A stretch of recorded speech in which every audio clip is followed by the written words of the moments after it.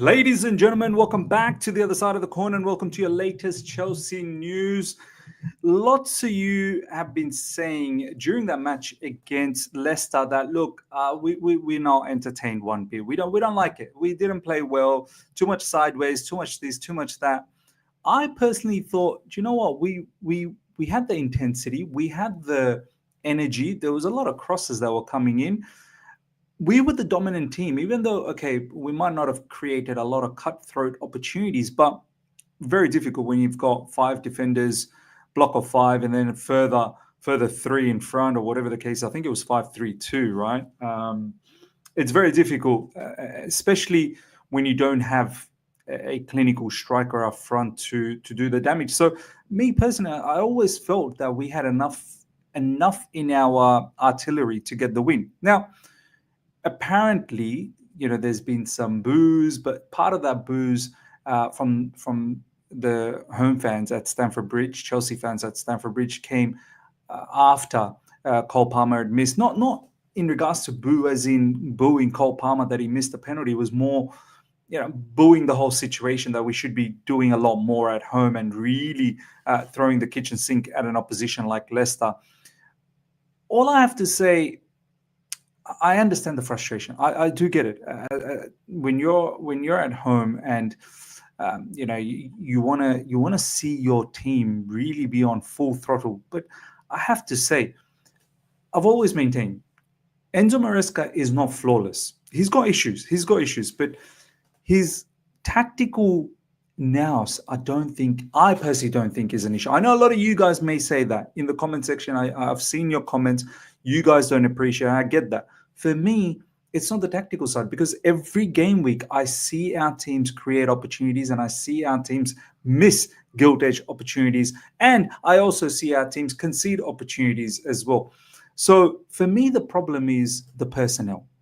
I don't think it's the manager. I don't think it's the tactical stuff.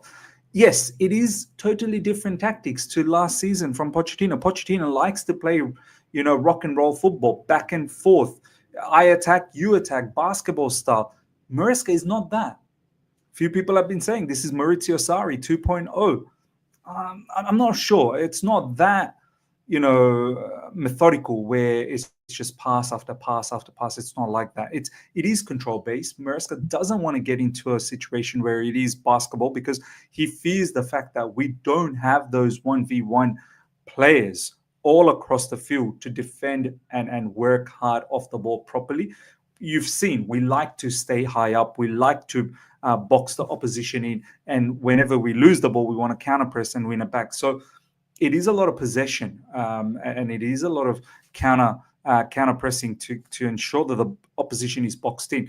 So me personally, tactics is not something that I'm worried about. It's more the personnel. If we had someone like, I'm just throwing an option out there, right, Mateta, or even a Chris Wood, this system would look better. And this is why I've always been harping on about the board, the ownership, because the balance of this team is not right. If we had a striker up front, if our defenders, if we had at least one boss defender, experienced defender in the ilk of Thiago Silva, then you'll have that leadership. You'll have all of these other defenders that are going to rise with this leader. For me, that's the problem. Ladies and gentlemen, you let me know. Let's have a look at what Maresca had to say, because he seemed to have fired some shots. Shots fired, ladies and gentlemen. Shots fired by Maresca to the fans. Now, I don't think this is the right way to go about when, not that long ago, we had a protest. Where are we going to finish this season? By the way, ladies and gentlemen, Newcastle just won as well. So top four race is, forget top four, whatever. A lot of people have been saying top five. So top four, top five, whatever you fancy. It's tied. Man City are 2 points behind. Newcastle are 2 points behind. Aston Villa sniffing around the corner as well. Brighton are there too. So the finish to this season, you can understand why the fans, 3 seasons in a row.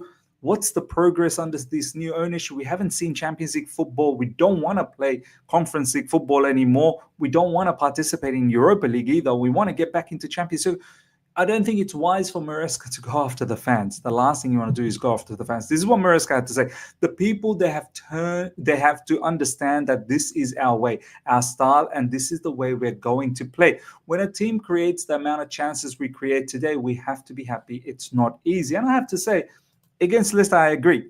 I fully also understand against tough oppositions, it's not going to be the same. Southampton and Leicester and Copenhagen, these are Mickey Mouse teams. We got Arsenal coming up, and who knows, maybe that might not even be the biggest test because Arsenal right now this season are not looking good, but still high calibrated opposition. And that's where we can finally assess, okay, where is this squad at? Where is this team at under Maresca? I believe 10 or so more games left in the Premier League. I think that will give us a better understanding. He further goes on to say, if you think football is just a PlayStation, you will win easy. No, when we play at home, we need the fans behind the players. So, look, I don't know. I'm not a match-going fan. To all the match-going fans out there, let me know, how is the mood? There are certain match-going fans that have been saying that sometimes the mood at Stamford Bridge is quite somber. You know, it's not rock and rolling. It's not really helping the players out on the field. But then again, at times you have to also question the commitment of the players. Sometimes we don't play good football. So, look, me personally, I don't have too much issues with Maresca, but I also understand he's not flawless. I've said it many times. I've said it in recent times when there was the tag of untouchable. I don't think Enzo Maresca is one bit untouchable. However, having said all of this, check this next clip out. This is where I'm a little bit stranged out when Maresca, this was post-match interview, where this particular account said, Maresca was asked about the fans moaning when Enzo had a chance to pass forward but went back. This is why, I guess, fans want to see more exciting football. When there is a pass to be made, let's make it. Let's not keep going backwards and sideways. And this is what Enzo Maresca had to say. Fernandes knows if he doesn't pass back, I will change him. If keeper plays long, I will change him. So, look, I think that is a little bit of an extremist view. Look, overall, I don't think that's the case because we've seen Enzo Fernandes playing lovely passes forward. We've seen the goalkeeper play forward as well. Maybe the goalkeeper one is one where he doesn't want to see the goalkeeper make too many long passes, wants the goalkeeper to be more brave and play along the ground. Some have countered this by saying, look, if it were, imagine if Edison was instructed to only play short passes, some of the assists that he's made over the years playing long, whether it's Aguero, whether it's Haaland, we wouldn't have seen that. Enzo Fernandez as well. Imagine saying to Cesc Fabregas, if you see a pass up front, don't, make sure you pass it backwards. I don't think it's as extreme as that. But I think overall what Enzo Maresca is trying to say is that, look, don't go for a pass that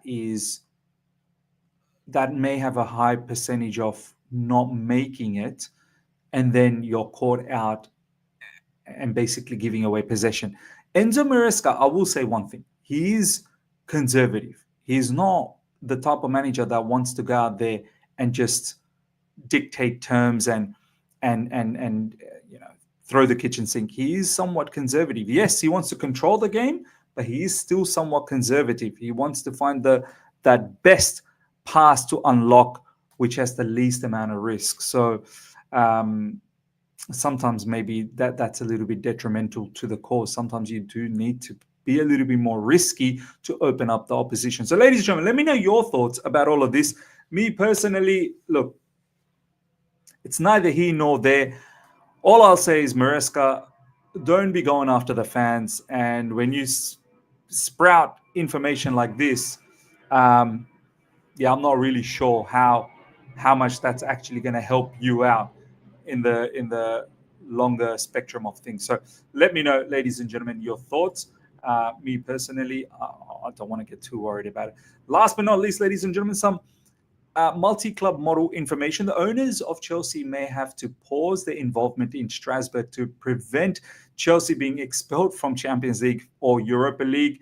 And it further goes on to say how United got around it. Ineos transferred their shares in Nice into a blind trust, which prevented Ineos having control or being part of the decision-making process for Nice until July 1st, 2025. So look, I'm not worried about this. I'm pretty sure one thing's for certainty, our ownership, when it comes to business, when it comes to loopholes, they'll find something. They'll find something. If there is a chance where both Chelsea and Strasbourg are in Europa League, I don't know whether both of us can make it into Champions League. I don't think Strasbourg can make it into Champions League. We definitely can. If we don't, we both could potentially make it into Europa League. What happens then, I don't know. I think Strasbourg is still probably in line to make Conference League, not really Europa League. But even if it does happen, I'm sure our owners will find a way. Some of the other information that's been going around is, what's this? What's the latest over here? This has been a tough watch and a big 3 points for Newcastle. Yeah, as I said, Newcastle, they're just around the corner.